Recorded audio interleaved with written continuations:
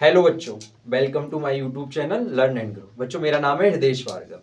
जैसा कि हम अपना मैथ्स का क्विक रिवीजन सीरीज को आगे बढ़ा रहे हैं बच्चों, आज का हमारा टॉपिक है चैप्टर 6। चैप्टर का नाम है ट्राइंगल। बच्चों, एमपी बोर्ड में ये कितना वेटेज रखता है? 5 to 6 मार्क्स का वेटेज रखता है।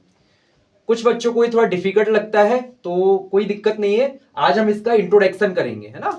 इंट्रोडक्शन, सारे फॉर्मूले आज हमारे रिवीजन हो जाएंगे। इसकी 2 वीडियो बनेंगी बच्चों आपकी, क्योंकि थोड़ा बड़ा चैप्टर है तो आपको 2 वीडियो में कवर अप हो जाएगा। तो आज क्या करेंगे बच्चों, आज हम केवल थ्योरम्स और उसका जो फॉर्मूले वगैरह है उसको थोड़ा सा हम सीखते हैं। तो बच्चों, पहले ही हमारी जो चैप्टर का नाम है ट्राइंगल, इसका सबसे पहला कॉन्सेप्ट आता है बीपीटी। बच्चों, बीपीटी की फुल फॉर्म क्या है? Basic proportional theorem. बच्चों, इसी का दूसरा नाम है थेल्स थ्योरम, है ना। तो ये पेपर में कभी कभी प्रूफ करने आ जाता है कि थेल्स थ्योरम को प्रूफ करो, सीधा नाम से आ जाता है, या BPT theorem basic proportional theorem के नाम से आता है।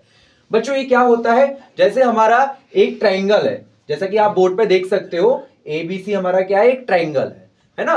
तो एबीसी हमारा ट्राइंगल है। AB का मिड पॉइंट क्या है बच्चों? D है। और AC का मिड पॉइंट क्या है? E है। तो जैसे ही आप D और E को आपस में मिलाओगे, यानी एक लाइन सेगमेंट आपने DE खींचा, तो क्या होता है बेटा? जो लाइन सेगमेंट है DE, वो क्या होगा? ये पैरेलल होता है VC का। मींस क्या है? DE parallel to VC। जब DE पैरेलल टू VC होता है तो हमारा क्या होता है? इससे 3 हमारी कंडीशन बनती हैं। इस कंडीशन में बच्चों को कंफ्यूजन रहता है, लेकिन आपको कोई कंफ्यूजन नहीं रखना। देखो, सबसे पहले क्या करेंगे, छोटा वाला यानी AD और फिर से छोटा वाला यानी DV, ये आपस में क्या हो गए? रेशो में। और इसी के अपोजिट AE यानी छोटा वाला फिर से, और EC, ये भी छोटा वाला, तो क्या होगा?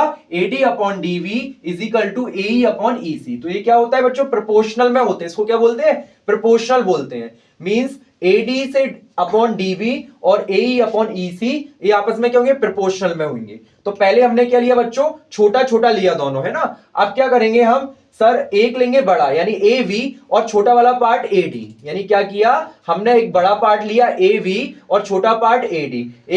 रेशो में हो जाएगा। इसी के साथ इधर से भी बड़ा पार्ट AC और इस AE ये छोटा वाला पार्ट। तो क्या होगा? पहले पार्ट में हमने दोनों छोटा छोटा लिया, दूसरे पार्ट में हमने क्या किया? सर, एक AB पूरी साइड ले ली, उसके अपॉन में AD छोटा वाला पार्ट, AC हमने पूरी साइड ले ली, उसके अपॉन में छोटा वाला पार्ट। तो ये भी क्या होगा? प्रोपोर्शनल में होगा।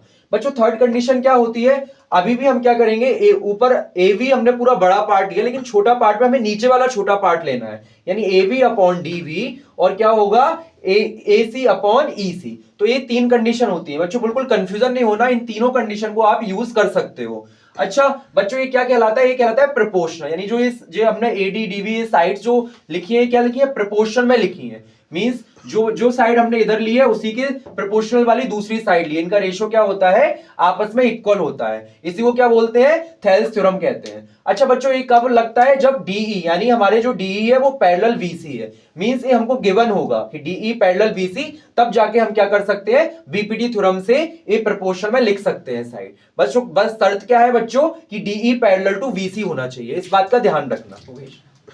तो बच्चों, अब हम पढ़ते हैं क्या? Converse of Thales theorem. Converse मतलब क्या होता है बच्चों? अपोजिट। यानी अभी हम थेल्स थ्योरम में क्या पढ़ रहे थे? सर, थेल्स थ्योरम में पढ़ रहे थे कि हमको क्या है?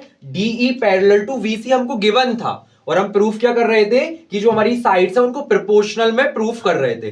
बट कन्वर्स में क्या होगा? अपोजिट होगा। मींस क्या है? हमको गिवन क्या रहेगा? गिवन होगा हमको जो साइड्स दी गई है वो प्रोपोर्शनल में दी गई है। Means AD upon DV AE upon EC ये दिया जाएगा, और हम प्रूफ क्या करेंगे इस बार हम प्रूफ करेंगे DE पैरेलल टू VC, यानी DE VC के पैरेलल होगा, ये हमको प्रूफ करेंगे।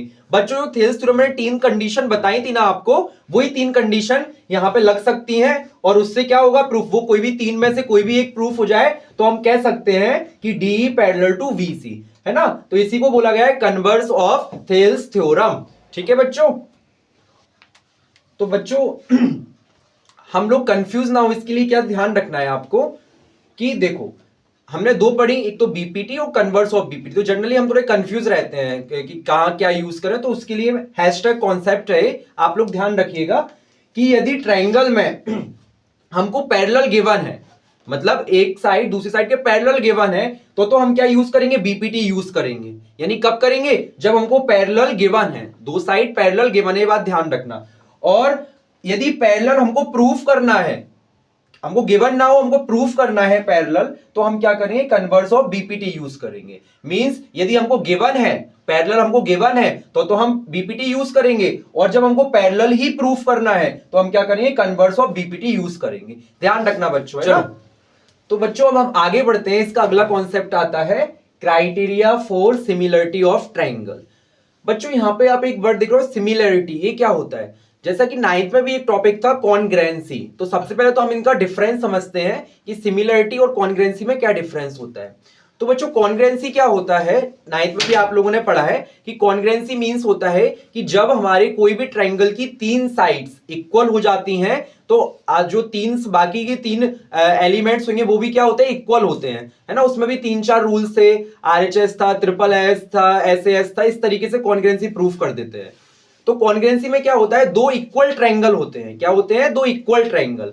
सिमिलरिटी में क्या रहता है कि देखने में सिमिलर हो, जरूरी नहीं कि वो इक्वल ही हो, देखने में सिमिलर हो। यानी वहां पे हम साइड्स इक्वल प्रूफ करते थे, और यहां पे साइड्स क्या करेंगे, प्रोपोर्शनल प्रूफ करेंगे। क्योंकि सिमिलर का मतलब होता है कि देखने में सेम लगे, लेकिन जरूरी नहीं कि पूरा इक्वल हो। अब जैसे हमारे हाथ है बच्चों, हाथ, एक हाथ के ऊपर दूसरा हाथ रखूं तो ये क्या होगा बच्चों, ये कॉन्ग्रेंसी का एग्जांपल होगी। कॉन्ग्रेंसी में क्या है, सारी चीजें इक्वल होती हैं। बट मेरा हाथ और यदि आपका हाथ रखते हैं तो क्या हो सकता है, इक्वल तो हो नहीं सकता, लेकिन वो सिमिलर होगा। यानी 4 फिंगर है तो 4 फिंगर होगी, थंब है तो थंब होगा, तो ये क्या होगा, सिमिलर होगा बच्चों। ये कॉन्ग्रेंसी नहीं होगा, यहाँ पे कॉन्ग्रेंट नहीं होगा। कॉन्ग्रेंट कब होता है, जब मेरे ही दोनों हाथ हो। तो ये कॉन्ग्रेंसी और सिमिलर में थोड़ा सा डिफरेंस होता है। कॉन्ग्रेंसी में क्या होता है, टोटल इक्वल होना चाहिए, और सिमिलर में क्या होता है, देखने में सिमिलर होना चाहिए। ठीक है, तो बच्चों इसमें क्या है, हमारा सिमिलरिटी रूल है ना, criteria for similarity of triangle. ये हमारा अच्छा कॉन्सेप्ट है, इसको देखिए। अब बच्चों इसमें पहला कॉन्सेप्ट आता है ट्रिपल ए।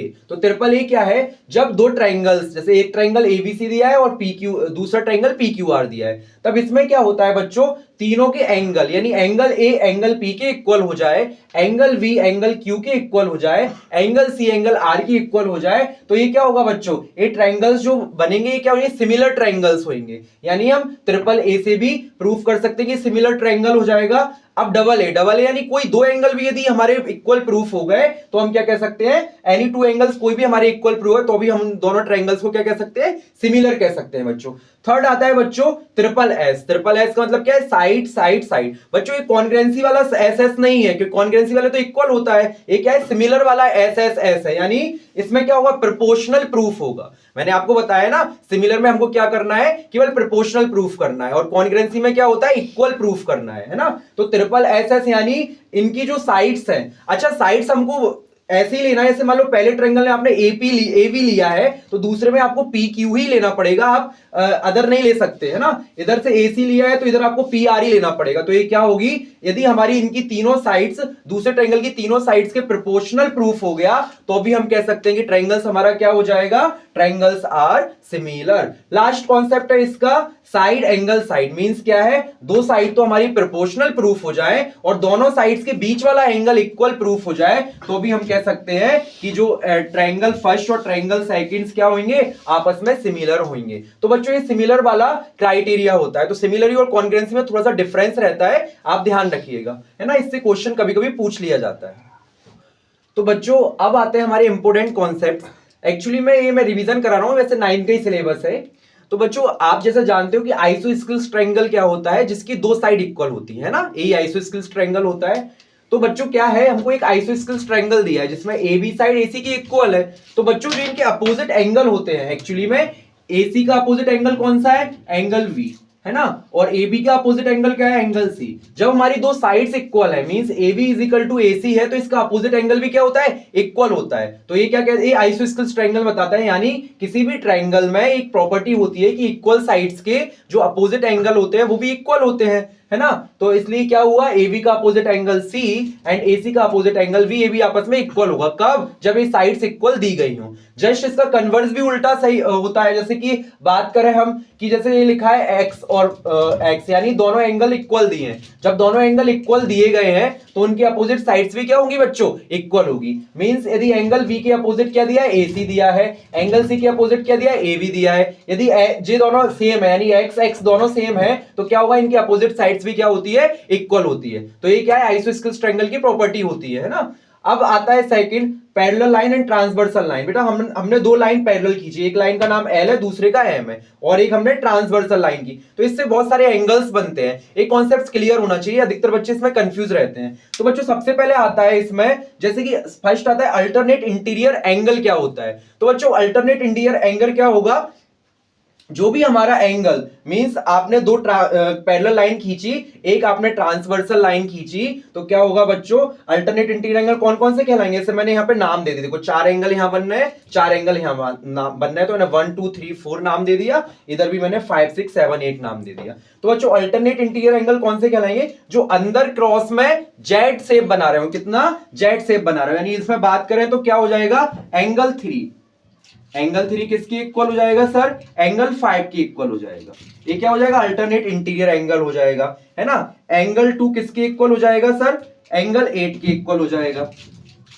मींस अंदर वाले जो क्रॉस में बन रहे हो 2 और 8 और 3 और 5, यानी जेड शेप बना रहे हो, तो ये होता है alternate interior angle. Alternate exterior angle क्या होता है, जो लाइन के बाहर की साइड क्रॉस में बना रहे हो, जैसे क्या हो जाएगा, यहाँ पे एंगल 4 है और यहाँ पे कितना एंगल हो जाएगा, यहाँ पे एंगल हमारा कितना हो जाएगा, 6 हो जाएगा, यानी 4 और 6, यानी क्या हो जाएगा, एंगल 4 और एंगल 6, ये क्या हो जाएगा, अल्टरनेट एक्स। देखो आप देख सकते हो कि हमारा क्या है, बाहर बाहर क्रॉस बना रहा है, इधर क्या हो जाएगा, 1 और 7 हो जाएगा, ये भी तो हमारा क्रॉस में जेड बना रहा है, तो 1 और 7 ये भी क्या हो, इक्वल हो, ऐसे क्या बोला जाएगा, अल्टरनेट एक्सटीरियर एंगल। बच्चों थर्ड अगला आता है कॉरेस्पॉन्डिंग एंगल्स। तो बच्चों कॉरेस्पॉन्डिंग एंगल्स कौन से कहलाएंगे, कि आप देखिए जैसे हमारा क्या है 1 और 5, ये आपस में क्या कहलाएगा, कॉरेस्पॉन्डिंग कहलाएगा, है ना, तो इक्वल होगा।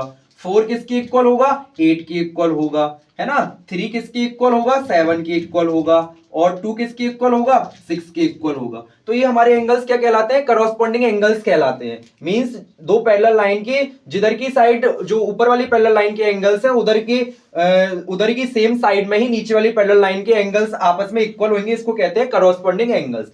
बच्चों अगला आता है हमारा को इंटीरियर एंगल। को इंटीरियर एंगल क्या कहलाता है, आप देखिए दो पैरेलल लाइन खींचिए, तो 3 और 8 आपस में क्या हो जाएगा, को इंटीरियर हो जाएगा। एंगल 3 और एंगल 8 को इंटीरियर हो गया, एंगल 2 और एंगल 5 को इंटीरियर एंगल हो गया। तो ये क्या है बच्चों, को इंटीरियर एंगल कहलाएंगे। अच्छा आपको पता है को इंटीरियर एंगल का सम कितना होता है, 180 डिग्री होता है। यानी जब आप एंगल 3 और एंगल 8 को ऐड करोगे तो कितना हो जाएगा, 180 डिग्री हो जाएगा। एंगल 2 प्लस एंगल 5 करोगे तो ये क्या हो जाएगा, 180 डिग्री हो जाएगा। मींस अंदर वाले एंगल्स हमारे क्या कहलाते हैं, को इंटीरियर एंगल्स कहलाते हैं। यानी 3 और 8 को इंटीरियर हो गया, 2 और 5 को इंटीरियर हो गया, दोनों का सम कितना होता है, 180 डिग्री होता है। बच्चों लीनियर पेयर क्या होता है, जब हमारी कोई लाइन एक जैसे कह सकते हैं कि एक सीधी स्ट्रेट लाइन है, इसके दोनों साइड जो एंगल बनते हैं, मींस इनका सम कितना होगा, 180 डिग्री होगा। यानी इसमें कौन से लीनियर पेयर हो जाएंगे, एंगल 8 है ना, एंगल 5, ये हमारे लीनियर पेयर हो जाएंगे। और लीनियर पेयर का सम कितना होता है, 180 डिग्री होता है। इधर ऊपर वाली साइड से क्या है, 4 और 1 क्या हो जाएंगे, हमारे लीनियर पेयर हो जाएंगे। इनका सम भी कितना होता है, 180 डिग्री, है ना। आप नीचे से भी ये यूज कर सकते हो, 3 और 2 क्या हो जाएगा, लीनियर पेयर हो जाएगा। इसका भी सम कितना होता है, 180 डिग्री होता है। और एंगल 7 प्लस एंगल 6 क्या होता है, ये भी 180 डिग्री होता है। मतलब लीनियर पेयर क्या रहता है, एक सीधी लाइन पे बनने वाले एंगल्स लीनियर पेयर होते हैं, और उनका सम कितना होता है बच्चों, 180 डिग्री होता है। तो ये हमारा क्या है, वो पूरा कॉन्सेप्ट हुआ ट्रायंगल चैप्टर का, है ना। इसकी जो हमारी थ्योरम है उसको और क्वेश्चंस को हम कल सॉल्व करते हैं। ठीक है बच्चों, आई होप आपको अच्छा लगा होगा। थैंक यू बच्चों।